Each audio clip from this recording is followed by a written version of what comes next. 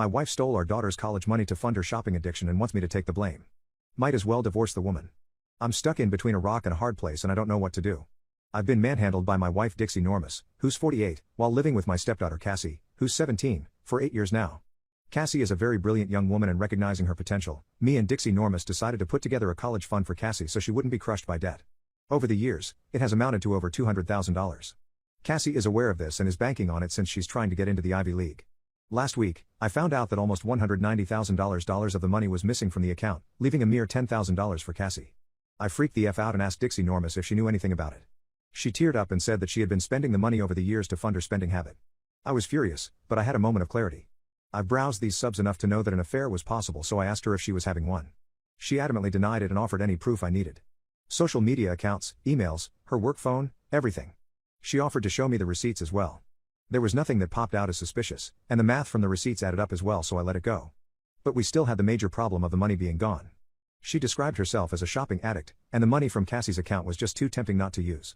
She didn't make any excuses, but offered no solutions. I was beyond fuming. She ruined Cassie's chances at going to college debt-free and has changed the trajectory of her whole life. I had asked her to stay with her sister while I tried to figure this out. Cassie was concerned about why she was leaving, but we just said we needed a little bit of space. I asked Dixie Normus to come back home yesterday and we had an extremely long discussion about how to handle this. She stopped me from talking and asked a favor of me. She asked if I could take the fall for her. For context, her and Cassie don't get along for a variety of reasons, and knowing how independent Cassie is, she will probably leave right after college, if not, during. In fact, me and Cassie get along very well and she comes to me for a lot of her issues. Dixie Normus fears this will permanently drive Cassie away and she doesn't want to lose her. I told her that before we even talk about that, she needed to acknowledge her mistake and own it. She needed to go to individual therapy, we needed couples counseling, she needed to find a shopaholic support group, and that I would be controlling the finances from now on. She said those terms were steep but fair. I said she needed to tell Cassie what she did, apologize, and hope for the best. She refused and said she could never lose Cassie.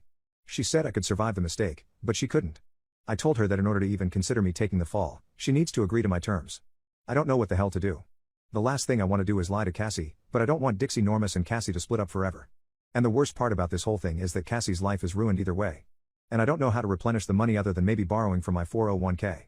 Divorce is always an option, but dating at age 52 is next to impossible.